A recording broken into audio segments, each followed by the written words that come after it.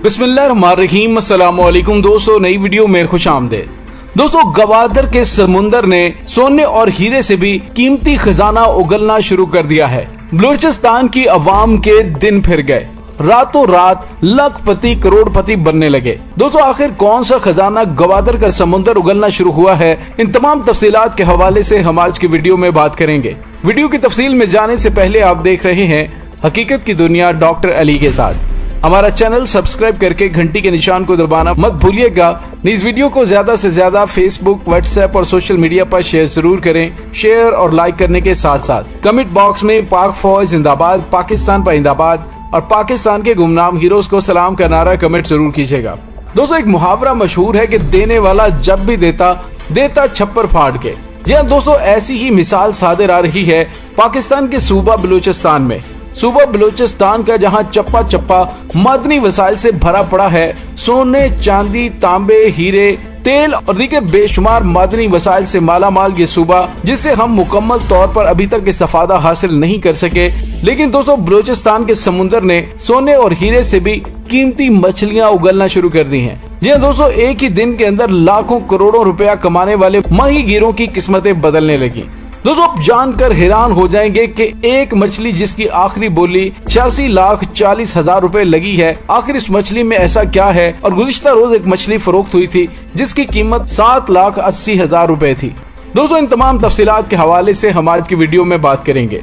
दोस्तों, बलूचिस्तान के साहिली जिला गवादर, जो कि पाकिस्तान का गेम चेंजर मंसूबा भी है। गवादर पोर्ट की वजह से बलूचिस्तान पूरी दुनिया की तिजारत का मरकज बनने वाला है, जिस पर तेजी से काम जारी है। लेकिन इसके साथ ही 2 रोज के दौरान माहीगीरों ने ऐसी नायाब किस्म की मछलियां पकड़ी हैं जिन्होंने उनकी किस्मत बदल कर रख दी है।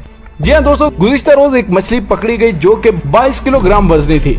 एक मछली पकड़ी गई जो 22 किलोग्राम से ज्यादा थी और उसकी कीमत 7,80,000 रुपए लगी। लेकिन जो आज मछली पकड़ी गई है उसकी आखिरी बोली 86,40,000 रुपए लगी है। दोस्तों, यहाँ पे आपको ये बताते चलें कि इस मछली को क्रोकर मछली कहते हैं। दोस्तों, आखिर क्या वजह है कि ये क्रोकर मछली इतनी ज्यादा महंगी फरोख्त क्यों होती है? तो उसकी कीमतों में कमी बेशी का इन्हिसार इसके मांस यानी कि एयर ब्लैडर के छोटे और बड़े होने पर होता है।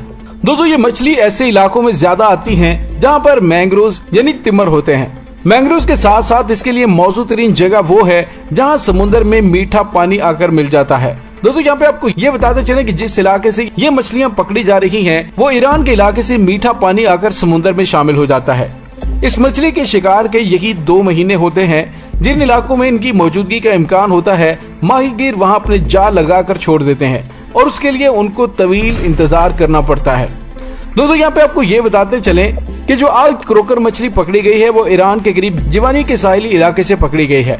जिन माहीगीरों के जाल में ये क्रोकर मछली आई है, उनका कहना था कि इस मछली को नीलामी के लिए जिवानी की मुकामी मार्केट में लाया गया, जहां उसकी फी किलोग्राम आखिरी बोली 1,80,000 रुपए के हिसाब से 86,40,000 रुपए लग गई। दोस्तों, आपके जहन में एक सवाल पैदा हो रहा होगा कि आखिर ये मछली इतनी ज्यादा महंगी क्यों है?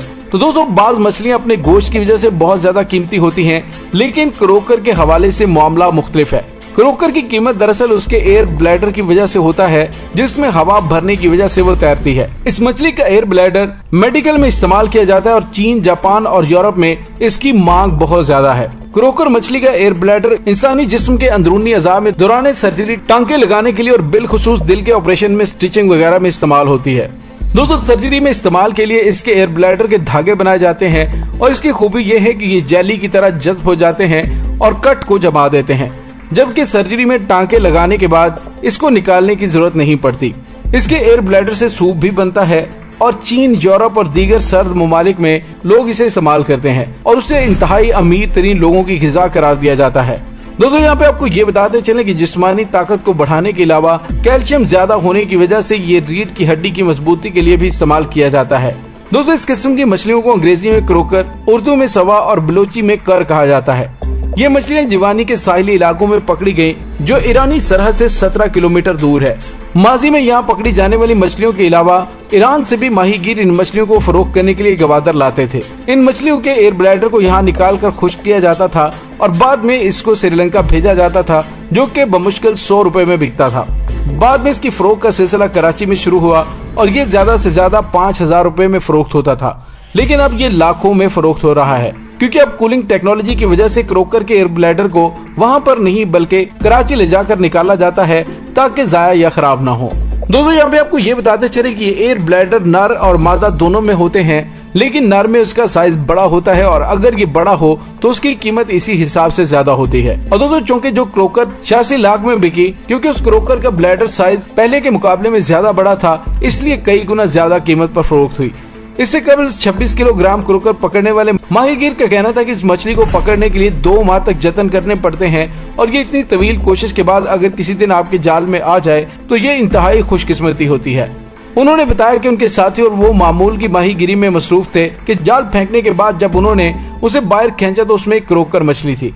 उनका कहना था कि मार्केट में जब उसकी बोली लगनी शुरू हुई तो उसकी आखिरी बोली 30,000 रुपए फी किलोग्राम पर आकर रुक गई और इस तरह ये 7,80,000 रुपए में फरोख्त हुई। दोस्तों ये मछली जो कि कर की आवाज निकालती है, जो माहिर माहीगीर होते हैं वो इसकी आवाज का अंदाजा लगाकर वहाँ अपना जाल फेंककर इसको पकड़ने की कोशिश करते हैं।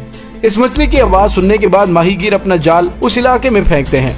जब घंटा डेढ़ के बाद उसकी आवाज आना बंद हो जाती है तो फिर जाल को बाहर निकाला जाता है और मछली को निकाल लिया जाता है।